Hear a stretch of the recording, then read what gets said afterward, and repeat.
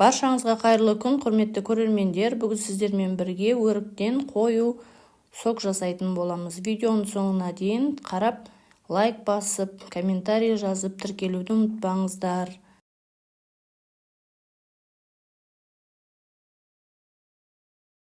Ең алдымен өріктерімізді жақсылап жуып аламыз. Босап кеткен өріктер болса да бола береді.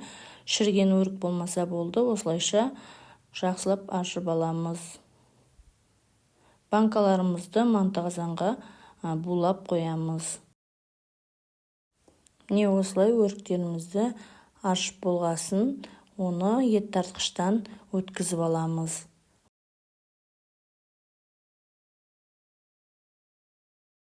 Ет тартқышпен өткізілген өріктерімізді енді сүзгіден сүзіп шығамыз.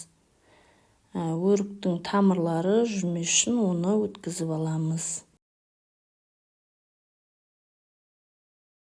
Тым қою болып сүзгіден өтпей жатса, аздап су құйып, осылай сүзуге болады.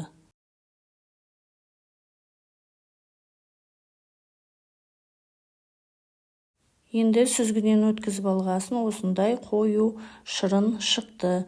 Енді бұл жерде мен 5 кило өрік еді, оған 3 банка су құйдым. Соның өзінде қою шырын пайда болды. Енді оны газға қойып, қайнатып аламын.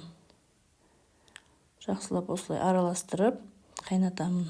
Бетіне аздап көбігі шықты, көбігін алмадым. Көбігін алу шарт емес.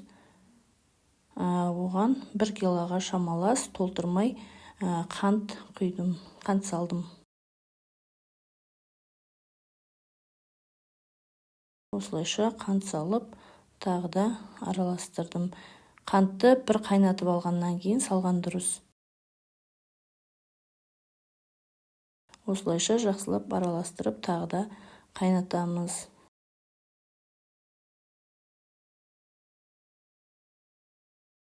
Банкамыз неге дайын буланып тұр. Енді қайнаған шырынымызды банкамызға құйып шығамыз.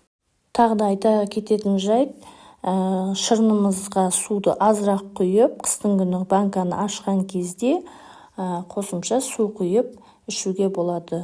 Банканы қоюлау етіп жауып, суын аздау құюға болады. Осылайша банкамызды жауып алдық. Өте керемет дәмді өрік шырыны болды. Қыстың күні рахаттанып ішуге болады. Достар, менің каналымның дамуына өз үлестеріңізді қосып, тіркелуді ұмытпаңыздар. Неге өрік шырынымыз дайын. Осылай үй жағдайында жасап көрсеңіздер болады.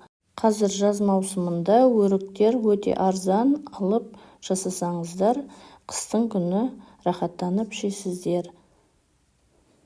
Міндетті түрде жасап көрсеңіздер болады. Өте қою, керемет өрік соғы болды.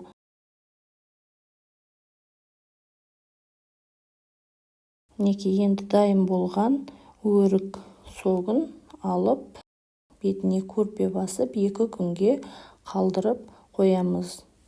Содан соң оны қысқа сақтай беруге болады. Видеоның соңына дейін қарағандарыңыз үшін көп рахмет.